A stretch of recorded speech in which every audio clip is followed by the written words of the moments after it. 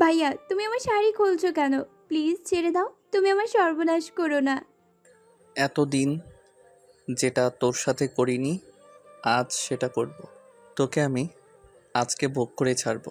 তুই রাস্তা বের হবি মশারির মতো পাতলা শাড়ি পরে, আর রাস্তায় দাঁড়িয়ে থাকা ছেলেগুলো তোর দিকে লোভনীয় দৃষ্টিতে তাকিয়ে থাকবে, সেটা তো আমি হতে দিতে পারি না। তাই বলে তুমি আমার সর্বনাশ করবে ভাইয়া? প্লিজ ভাইয়া, তুমি আমাকে ছেড়ে দাও, আমি তোমার দুটি পায়ে পড়ি। আর কখনো এমন শাড়ি পরবো না। এবারের মতো ক্ষমা করো আমাকে। একদম না, আজ তোকে কোনো ক্ষমা করব না। বেশ কয়েকদিন যাবৎ দেখছি তুই এমন খোলামেলা পোশাকে রাস্তায় ঘুরে বেড়াস। এটা কি ব্লাউজ পরেছিস? পিঠের সবটাই দেখা যাচ্ছে। কথাগুলো বলেই আমি পায়েলের শরীর থেকে সমস্ত কাপড় খুলে নিলাম। এরপর ওর ঠোঁটে কিস করতে শুরু করলাম। পায়েল আমাকে বারবার বাধা দেওয়ার চেষ্টা চালিয়ে যাচ্ছে, কিন্তু আমার শক্তির কাছে বারবার পরাস্ত ও। এরপর আমার কাজ আমি শুরু করে দিলাম। ওর স্পর্শকাতর স্থানে হাত বোলাতে শুরু করলাম। ভাইয়া, আস্তে আস্তে করো, আমি ব্যথা পাচ্ছি তো। আর ওখানে কামড় দিও না, ব্যথা পাচ্ছি। খুব নরম জায়গায় কি কেউ কামড় দেয়? না, কোনো আস্তে কড়াকড়ি নেই। আজ তোকে জোরে জোরেই করব। আজ তোর শরীরের সমস্ত জ্বালা আমি মিটিয়ে দিব। রাস্তায় বের হস তো ছেলেদের শরীর দেখাতে। ছেলেদের দেখিয়ে বেড়াস তুই কত বড় হয়েছিস আর কতটা সেক্সি হয়েছিস। আহ ভাইয়া, আমি আর পারছি না। এবার তো চারো আমাকে মেরে ফেলবে নাকি? ওয়েট, প্রায় হয়ে গেছে আমার। এভাবে নিজের চাহিদা মিটিয়ে পায়েলের শরীরের উপর আমার শরীরের সমস্ত ভার ছেড়ে দিলাম। তারপর আবার পায়েলের ঠোঁটে একটা আলতো করে চুমু খেলাম। মা, যা নাস্তকে পুরোপুরি নিজের করে নিলাম। শোন পায়েল, তুই শুধু আমার। তোর দিকে যে কুনজরে তাকাবে তার আমি চোখ দুটো গেলে দিব। হয়েছে তোমার পুরুষত্ব দেখানো, হয়ে গেলে আমার ওপর থেকে ওঠো। শরীরটা প্রচণ্ড ব্যথা হয়ে আছে।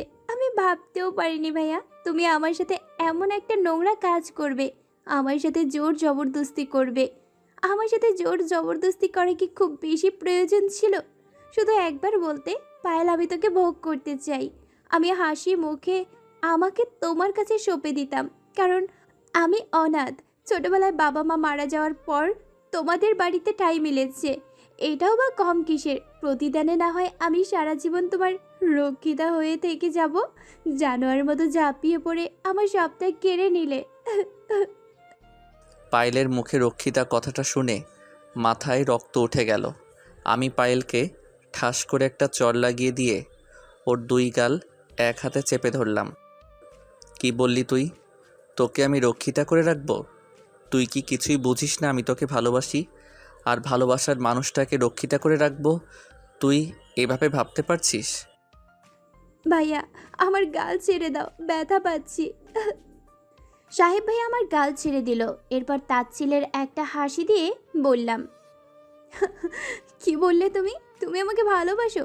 জোর করে শরীর ভোগ করাকে বুঝি ভালোবাসা বলে? তুমি আমাকে যদি সত্যি সত্যি ভালোবাসতে, তাহলে তুমি কিছুতেই আমাকে জোর করে ভোগ করতে পারতে না। আরে, ভালোবাসা তো হয় দুটি মনের মিলনে। সেখানে শারীরিক চাহিদা এত তাড়াতাড়ি আসে না। আর তুমি এতক্ষণ এখন আমাকে বলছো ভালোবাসো, কিন্তু আমি সেই 5 বছর আগে থেকে তোমাকে ভালোবেসে আসছি। তুমি আমাকে নির্লজ্জ বেহায়া মেয়ে বলে গালি দিতে দুবার ভাবনি। এখন তুমি আমার রুম থেকে যাও, আমি একটু একা থাকতে চাই। আমার কথা শুনে সাহেব ভাইয়া বিছানা ছেড়ে উঠে দাঁড়িয়ে বেড কভারের দিকে কিছু সময় তাকিয়ে একটা বাঁকা হাসি দিয়ে চলে গেল। তার হাসির মানেটা আমি বুঝতে পারলাম না। তারপর বেড কভারের দিকে তাকিয়ে দেখি রক্তের দাগ লেগে গেছে। এবার তার হাসির মানে বেশ ভালো করে বুঝতে পারছি। কারণ সে জিতে গেছে। সেই হলো একমাত্র পুরুষ মানুষ যার সাথে প্রথমবার শারীরিক সম্পর্ক হয়েছে আমার। আমি সাহেব আহমেদ, লেখাপড়া সবেমাত্র শেষ করেছি।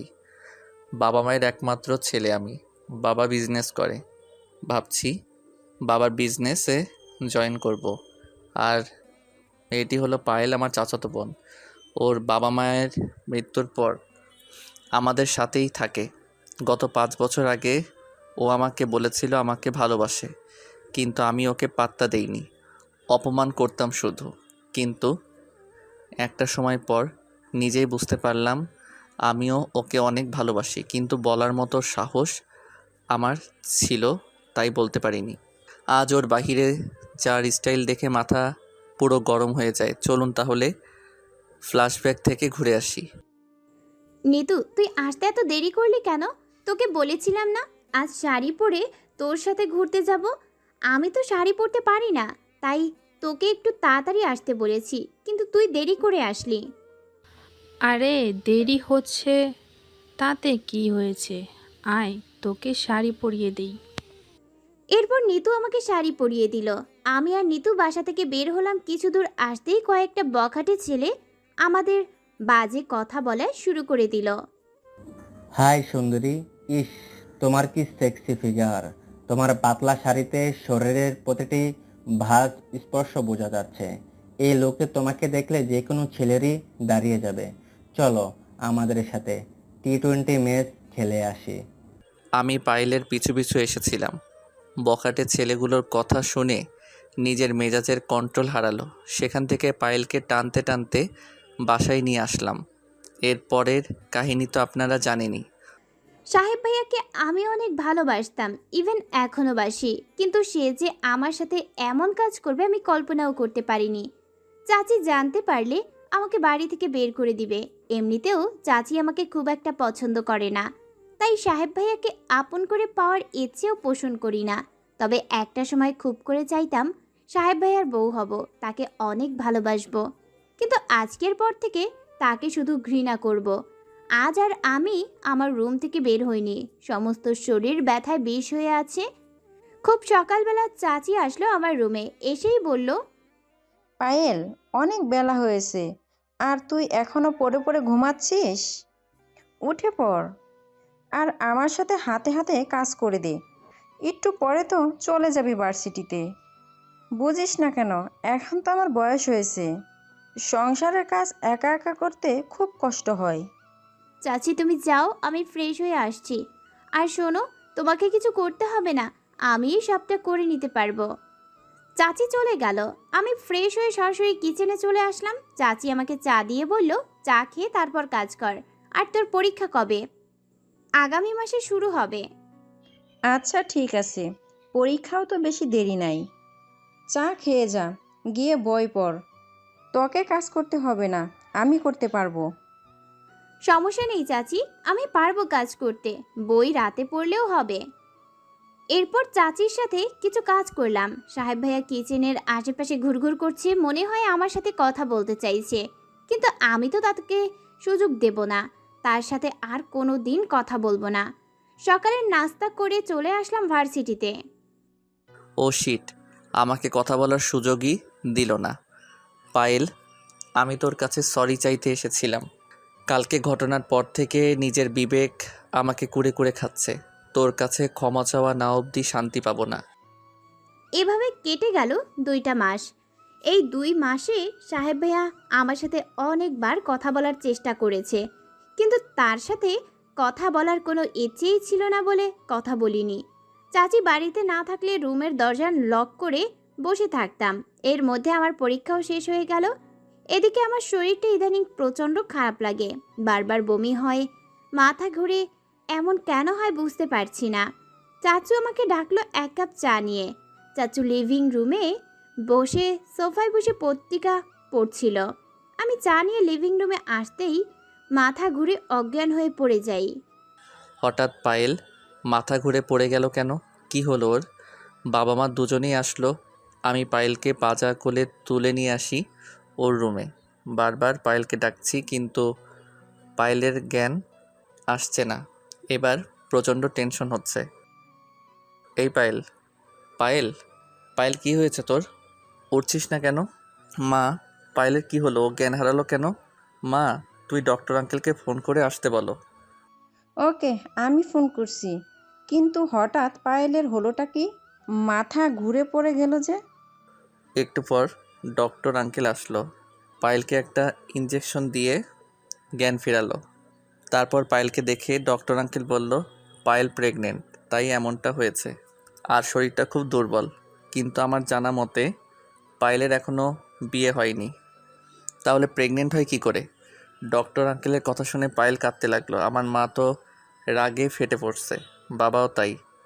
ছি ছি, শেষ পর্যন্ত তুই আমাদের মুখে চুলকানি দেওয়ার ব্যবস্থা করলি? বল, তোর পেটে কার পাপ নিয়ে এসেছিস? পায়েল কোনো উত্তর দিচ্ছে না, একবারও আমার নাম নিচ্ছে না। অথচ বাবা মা ওকে খুব বাজে বাজে কথা বলা শুরু করে দিল। মা পায়েলের হাত ধরে টেনে তুললো আর বলল, পায়েল, এক্ষুনি আমার সাথে চল হসপিটালে। তোর পেট থেকে পাপটাকে বের করে ফেলবো। আমি তখন মায়ের হাত ধরে বললাম, মা, পায়েলের পেটে আমার সন্তান, প্লিজ মা, তুমি আমার প্রথম সন্তানকে পৃথিবীতে আসতে দাও, পায়েলের সাথে কিছু করো না। সাহেব, তোর কি মাথা ঠিক আছে? কী সব বলছিস? নাকি অন্যের? আমি মাকে আর কিছু বলতে দিলাম না। না মা, এমন কথা বলো না, পায়েলের পেটে আমারই সন্তান। আমি পায়েলকে ভালোবাসি, আর পায়েলের কোনো দোষ নেই। আমি ওর সাথে জোর জবরদস্তি করেছিলাম। বিশ্বাস না হলে পায়েলকে জিজ্ঞেস করো। এরপর মায়ের কাছে সেদিনের কথা বললাম। বাবা খুশি মনে আমাদের সম্পর্ক মেনে নিল, কিন্তু মা মনে হয় খুশি হতে পারিনি। 2 দিন পর বাবা কাজী ডেকে আমাদের বিয়ে দিয়ে দিল। পায়েল বউ সেজে বসে আছে আমার রুমে। আমিও রুমে আসলাম। পায়েলের পাশে বসে ওর হাত ধরে বললাম, প্লিজ পায়েল, এবার আমাকে ক্ষমা করো। তোমার অবহেলা আর আমার সহ্য হয় না। ভালোবাসি তোমাকে জান। আমাদের সন্তানের কথা ভেবে আমাকে ক্ষমা করো। আমি তোমাকে অনেক আগেই ক্ষমা করে দিয়েছি। আমার তো শুধু তোমার উপর অভিমান ছিল। যখন শুনলাম আমার পেটে তোমার সন্তান, তখন আর সেই অভিমানটা নেই, কারণ আমিও যে তোমাকে ভালোবাসি। সেদিন তোমার সাথে জোর জবরদস্তি করেছিলাম, কিন্তু আজ তোমার অনুমতি নিয়ে স্ত্রী সহবাস করতে চাই। আমার কথা শুনে পায়েল লজ্জায় মাথা নত করল আর চুপ করে রইল। বুঝে গেলাম মৌনতাই সম্মতির লক্ষণ। শুরু হলো আমার আর পায়েলের দাম্পত্য জীবন। সবাই আমাদের জন্য দোয়া করবেন।